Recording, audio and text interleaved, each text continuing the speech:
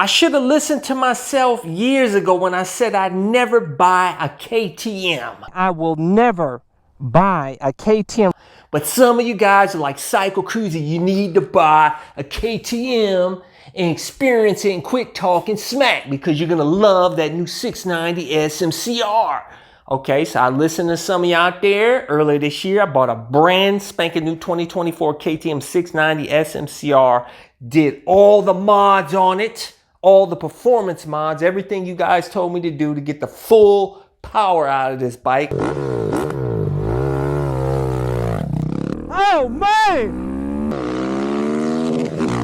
But you know what?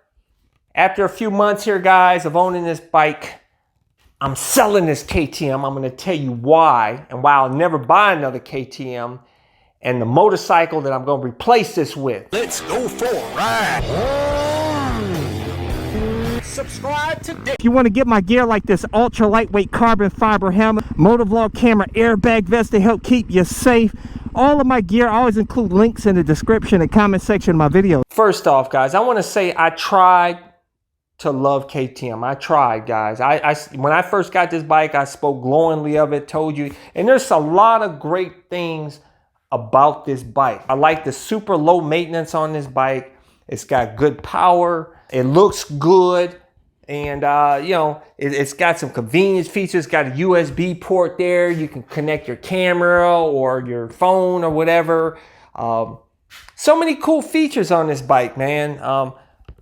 But I hate the intrusive electronics. I don't like traction control. You got to cut the freaking traction control off every time you start the bike or get a stupid $100 dongle to memorize the settings. And even when you cut the traction control off, it's not an automatic wheelie bike like my 450, man. This thing, you just rip the throttle of the thing and pulls the wheels up.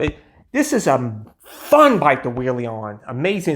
It's fun to ride off-road. This thing's 80 pounds heavier than my 450.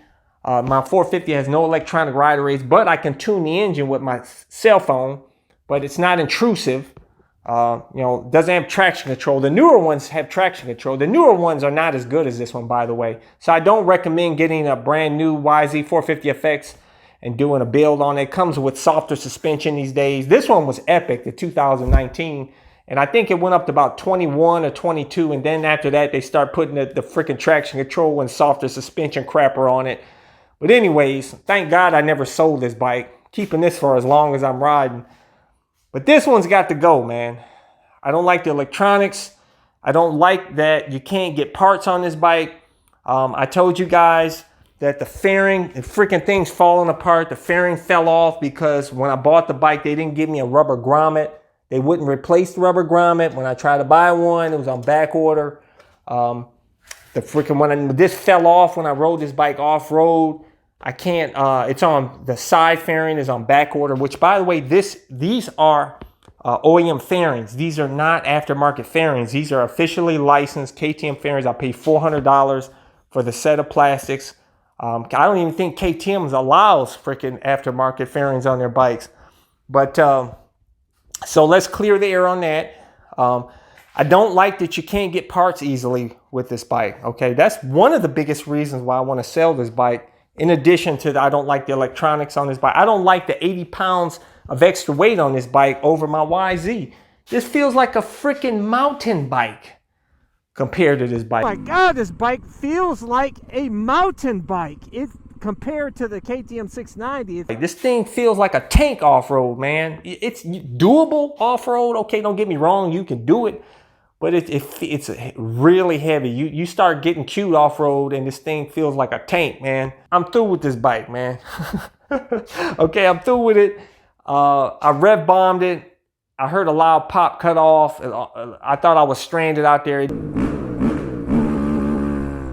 Uh-oh, my motor cut off. I don't know what happened, bro. It did start back up. I haven't had any problems since. But I just don't trust this bike, man. I don't trust it. And like I said, you can't get parts easily with this bike. I don't like the electronics. I don't like the extra weight. It's time to go. So I'm selling this bike early next year.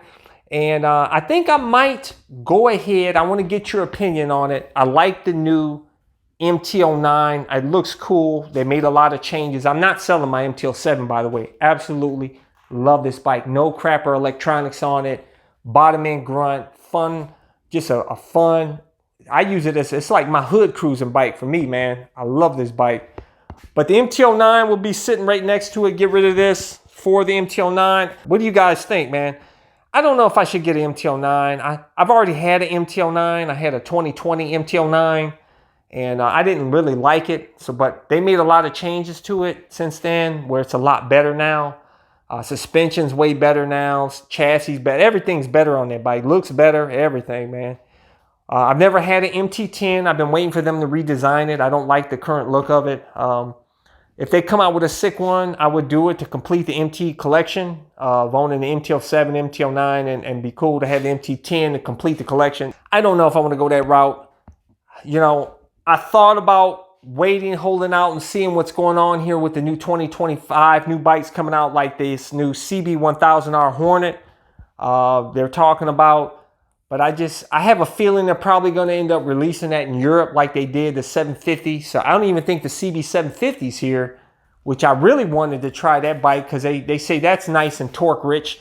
The problem I have with Honda guys nowadays, and I told you I did a recent video talking about how I believe Honda sucks now, is because they don't have a lot of torque-rich bikes. They have a lot of bland vanilla bikes. They're cool, don't get me wrong, very reliable. A lot of them are made in Taiwan and not in Japan anymore, which kind of sucks. The quality is not like it was in the past for some of the bikes, but it's still reliable and everything. I'm not totally trashing it, but they need a torque-rich series of bikes like the MT, the Master of Torque series that Yamaha has. Honda needs that, man. They used to make the sickest bikes in the past, guys. And you know, I'm rooting for Honda to make a comeback, guys. I don't want to hate on them. I want them to come back.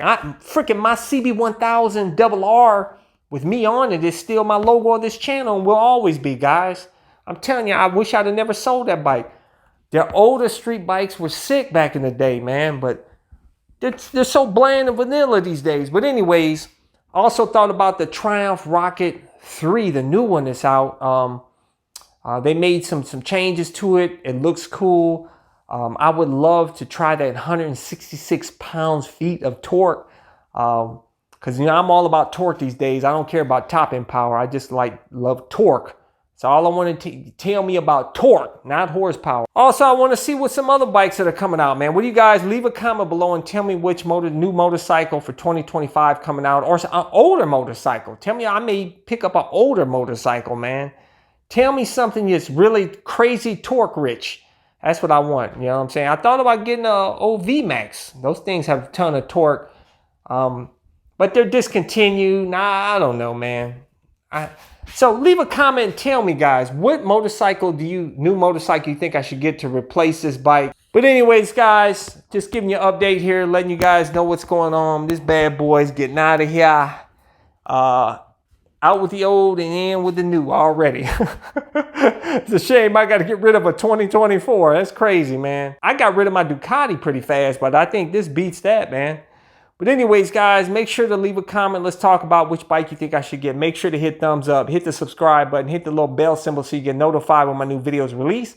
But I release new videos every Sunday, Tuesday, and Thursday at 11:30 a.m. Eastern Standard Time. Till next time.